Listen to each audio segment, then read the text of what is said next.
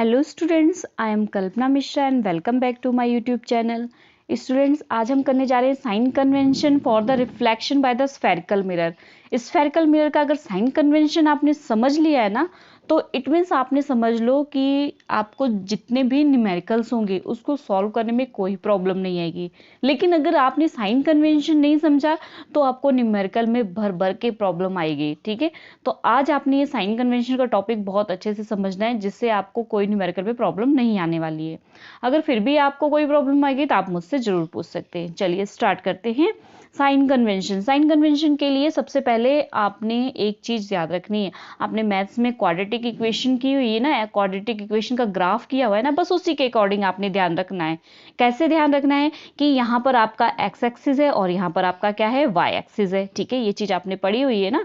तो यहाँ पर एक्स एक्सिस के इस साइड पॉजिटिव और यहाँ पर क्या होगा, पॉजिटिव। ये पूरा क्या होगा, पॉजिटिव। ठीक है, और ये साइड क्या है आपका, नेगेटिव। और नीचे की जो लाइन है ये भी क्या होगी, नेगेटिव। बस इस चीज को ध्यान रखना है, ये ऊपर पॉजिटिव, ये भी पॉजिटिव, ये नेगेटिव और ये नेगेटिव। ठीक है, उसी के हिसाब से हमने सारी साइन कन्वेंशन को कंप्लीट करना है। ठीक है, अब एक चीज आपने याद रखना है कि यहाँ पर कुछ टॉपिक्स हैं, इनको ध्यान रखना है। ठीक है, कैसे? फर्स्ट है हमारा कि the object is always placed in the left side of the mirror. Object हमेशा मिरर के लेफ्ट साइड प्रेजेंट होता है, मतलब उपस्थित, हम उसको वहां पर ही रखते हैं। अगर मान लो यहाँ पर एक मिरर है, ठीक है, ये मिरर हो गया। ठीक है, तो यहां से आपकी अगर साइड देखोगे तो लेफ्ट साइड क्या है, ये है। ठीक है, तो यहां पर हमेशा ऑब्जेक्ट क्या होता है, हमेशा जहां है ऑब्जेक्ट की प्लेस्ड किया जाता है वो मिरर के लेफ्ट साइड। मींस अगर यहां पर इसका पोल है तो पोल के सामने ऑब्जेक्ट है। ठीक है, तो all distance should be measure from the pole parallel to the principal axis. सारी जो डिस्टेंस होती है वो किससे मेजर की जाती है, पोल से मेजर की जाती है। ठीक है, ऑब्जेक्ट अगर यहां रखा है तो डिस्टेंस की डायरेक्शन क्या होगी, ये होगी, मतलब इधर से इधर की। ठीक है, इधर से इधर की डायरेक्शन होगी। पोल से हमने क्या करना है, ऑब्जेक्ट की डिस्टेंस को नापना है हमेशा। किस पर, प्रिंसिपल एक्सिस पर। ये क्या होता है, प्रिंसिपल एक्सिस। ठीक है, टेक पी और ओरिजिन। तो हमने क्या देखा हुआ है, हम जब मैथ में हमने किया हुआ है तो यहाँ पर जो ओरिजिन है, यहाँ पे मिड पॉइंट जो है वो ओरिजिन है। ठीक है, यही क्या होता है, पी। ठीक है, यहीं से हमने डिस्टेंस को मेजर करना है। अब देखो, अब ये चीज ध्यान से समझना है।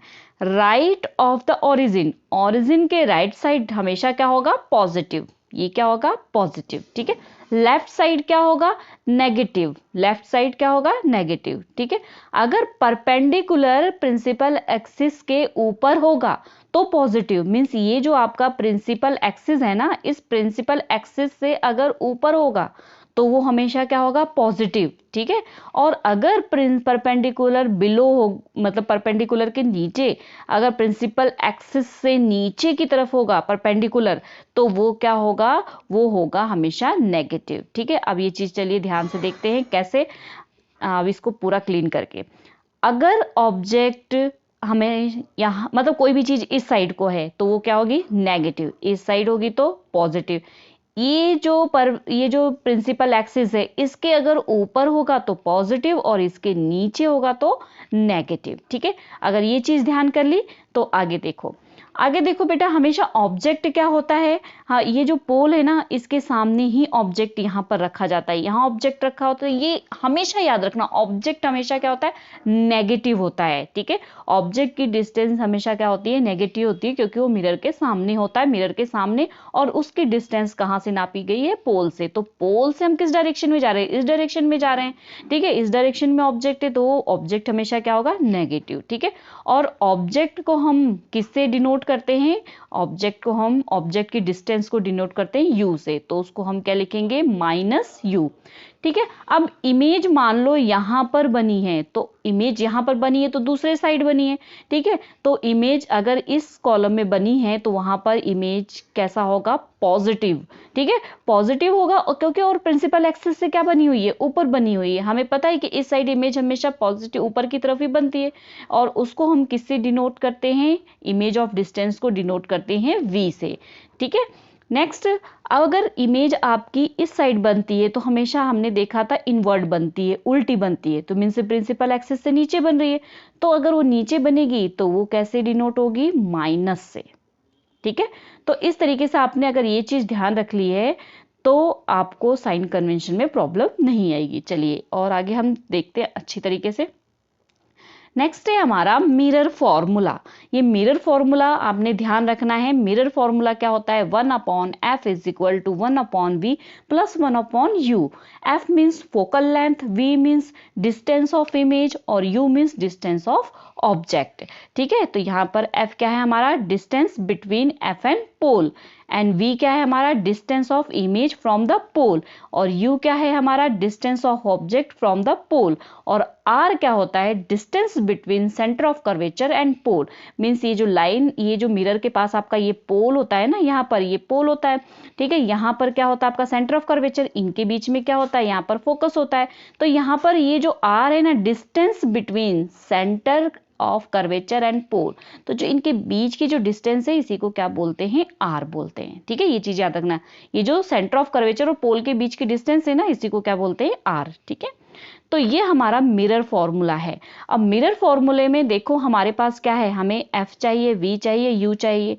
ठीक है, मान लो फॉर एग्जांपल आपको r दी हुई है, ठीक है, r दी हुई है, लेकिन हमारे पास फॉर्मूले में क्या, आपको u दिया है, v दिया, आपको r दिया हुआ है, और आपको f फाइंड आउट करना है। तो आप कैसे फाइंड आउट करोगे, अभी मैंने आपको बताया था कि सेंटर ऑफ कर्वेचर और पोल को यहाँ तक को क्या बोलते हैं, ये r है आपकी। ठीक है, और एक चीज आपको ये भी, अगर आपने रे डायग्राम नहीं समझा तो उसको जरूर समझो, सेंटर ऑफ कर्वेचर और पोल के बिल्कुल मिड में क्या होता है, f।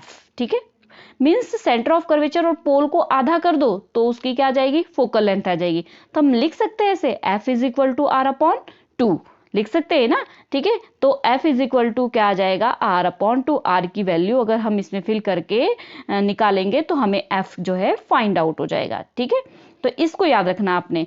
ठीक है, अगर आपको f दिया है और r की जरूरत पड़ गई तो आप कैसे निकालोगे, आपको अगर r की जरूरत पड़ गई तो हमने क्या कर देना है, फोकल लेंथ को डबल कर देना है, तो हमारी r निकल जाएगी। ठीक है, ये छोटी छोटी सी बातें आपने नोट डाउन कर लेना है। चलिए ये टॉपिक हो गया अच्छे से क्लियर। नेक्स्ट टॉपिक पे आते हैं हम, मैग्निफिकेशन। अगर किसी ऑब्जेक्ट के इमेज की मैग्निफिकेशन फाइंड आउट करनी है तो उसके लिए फॉर्मूला है, उससे अच्छे से करना है। It is the expressed as the ratio of the height of the image to the height of the object. तो मैग्निफिकेशन का मतलब क्या होता है कि ये एक्सप्रेशन है, किसकी रेशो होती है, ये हाइट ऑफ इमेज और हाइट ऑफ ऑब्जेक्ट की रेशो को अगर हम निकालेंगे तो किसी भी चीज की हमें क्या पता लग जाएगी, मैग्निफिकेशन। तो हम लिख सकते हैं m, मैग्निफिकेशन को किसे डिनोट करना है, m से। Height of image, height of object, height of image को हमने क्या लिखना है, h' और हाइट ऑफ ऑब्जेक्ट को क्या लिखना है, h लिखना है। ठीक है, अब अगर किसी भी चीज का आपने यहाँ पर ये फॉर्मूला हमेशा याद रखना, m is equal to h'/h। h' क्या हो गया, हाइट ऑफ इमेज, और h क्या हो गया, हाइट ऑफ ऑब्जेक्ट। अगर एक चीज और याद रखना, m किसके इज इक्वल होता है, m इसके इज इक्वल टू -v/u भी होता है मिरर फॉर्मूले में। याद रखना, मिरर फॉर्मूले के magnification m is equal to -v/u भी होता है। कई बार क्या होता है, आपको अगर हाइट ये दी है तो ठीक है, नहीं तो कई बार u और v की वैल्यू के साथ आपको मैग्निफिकेशन निकालना होता है, तो आपने ये फॉर्मूला यूज करना है।